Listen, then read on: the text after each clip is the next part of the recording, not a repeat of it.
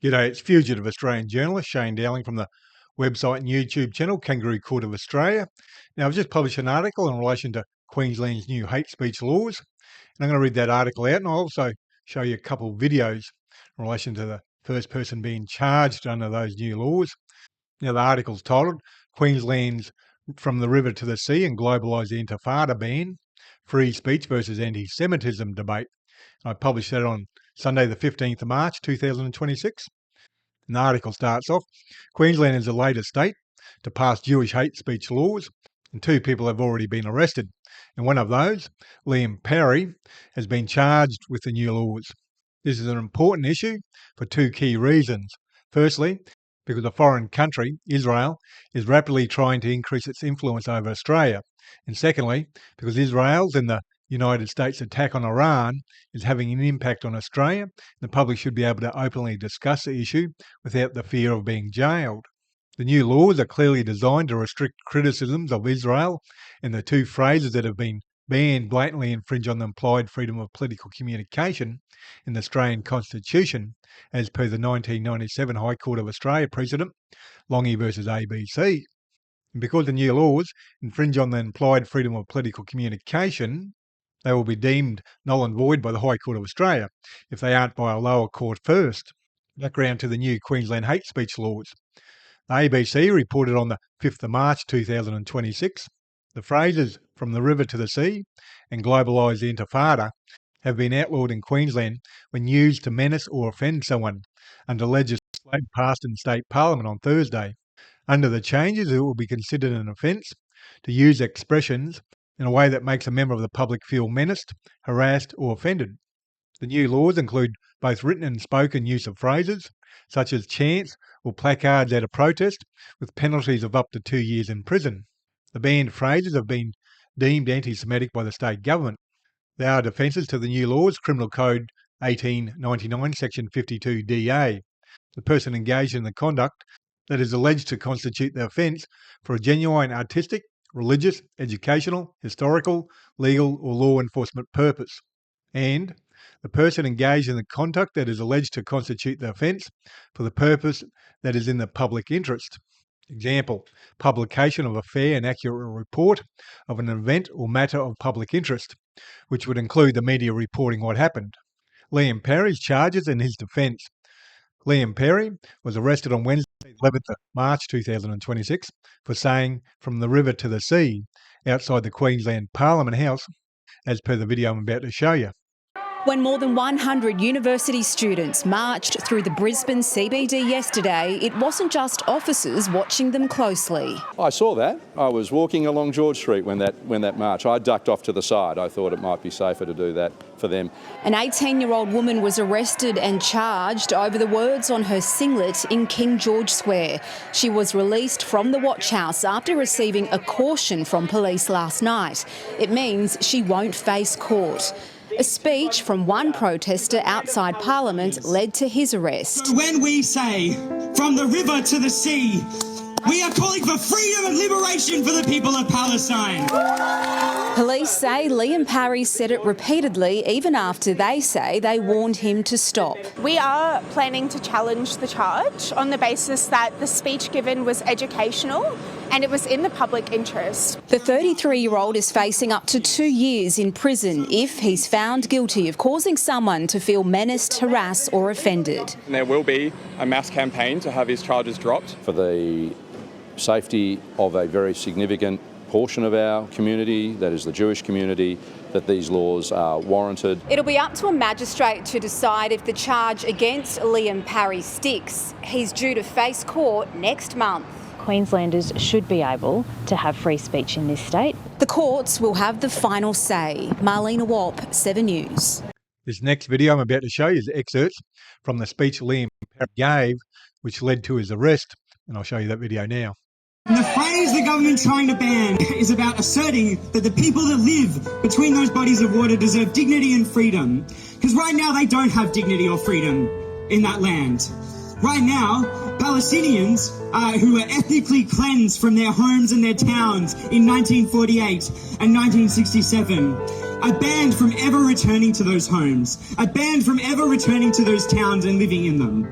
They're denied citizenship rights in their own homelands that they were ethnically cleansed from just decades ago. The slogan is about saying those people deserve freedom. There is nothing anti-Semitic, there is nothing terroristic, there is nothing violent or intimidatory about these slogans. That slogan is a slogan of liberation. It also is the area where there has been a genocide carried out over the last 2.5 years. So when we say, from the river to the sea, we are calling for freedom and liberation for the people of Palestine. But I reject these laws. I think they're illegitimate laws and they need to be thrown out, whether that's by the courts or by the people of Brisbane standing up for their free speech. ABC reported on the 12th of March 2026, Liam Parry is reportedly going to defend the charges on the grounds the speech was educational and in the public interest. And that same ABC article goes on to say, Jewish Board of Deputies President Jason Steinberg said it was heartening to see police enforcing the new hate speech laws, and that he disagreed with the explanation of the phrase in Mr. Parry's speech. He said the phrase, from the river to the sea, had been used to intimidate kids and intimidate Jewish people in workplaces and on the streets. The Jews will be exterminated. That is what the statement means, he said. And I go on to say in the article, I wonder what Queensland Jewish Board of Deputies President Jason Steinberg thinks about Israel currently trying to exterminate the people in Iran, Jordan, and as confirmed by the United Nations, committing genocide and war crimes in Gaza. What will the High Court of Australia say? Well, Liam Parry is going to defend the charges using two defences outlined in the new laws, that what he said was educational and in the public interest. If he wins, the new laws will still be in force. So it'd be good to see Liam Parry also use a Lang versus ABC defence that the new laws are invalid because they infringe applied freedom of political communication in the Australian Constitution. If Liam Parry wins the case using that argument, then the new laws are no longer valid.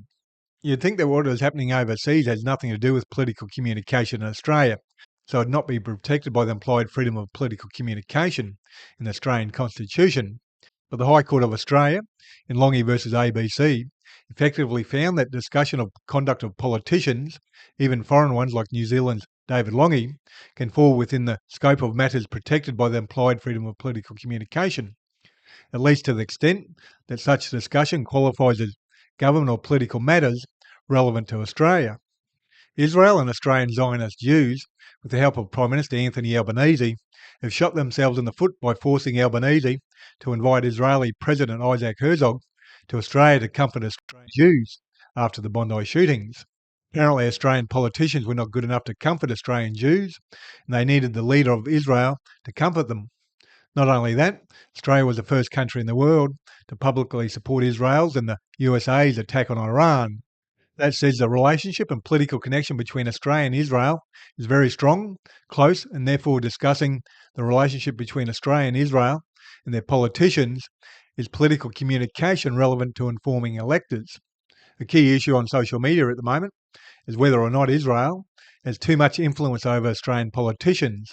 And so political terms such as from the river to the sea and globalise the Intifada should be protected so voters can discuss all issues openly without fear of being jailed. And one last point. The full saying is, from the river to the sea, Palestine will be free. Yet the new laws only make it illegal to say the first part, from the river to the sea. Why? Because the end part, Palestine will be free, makes it very clear it is a political slogan, not an anti-Semitic slogan. With the Iran war, almost every country in the world is re-evaluating their relationships with Israel and the United States of America, and we should be having open discussions about all matters relevant to those relationships. Queensland is the only Australian state to have banned from river to the sea and globalise the Intifada, which is very telling. Other states were obviously lobbied by Israel and Australian Zionist Jews to ban the same phrases, but they chose not to, which is likely because of legal advice they didn't have the power to do it. Spending time and money trying to jail innocent people to keep Israel happy is not in Australia's interest. Now, I'm an independent journalist and I'm 100% crowdfunded from viewers like yourself. And I've been running a campaign to make sure I can keep on doing the work I'm doing. And I'll read that out to you. 16 weeks ago, I launched a campaign with a simple goal: find 200 new monthly supporters so I can keep on doing this work as a fully independent journalist, running this website and YouTube channel without corporate backing or paywalls. Since then, 146 wonderful people have stepped up and become monthly supporters. That's huge, thank you. We're now at 54 to go. If you've been enjoying the work and aren't yet supporting monthly, I'd be incredibly grateful if you consider joining them. Here's the situation. Like most independent journalists, I'm basically a one-person small business. Right now, a lot of us are feeling the squeeze, just like many small businesses and households are. To stay afloat and keep bringing you the reporting I do, I need roughly 200 more people, well 54 now, chipping in whatever they can comfortably afford each month.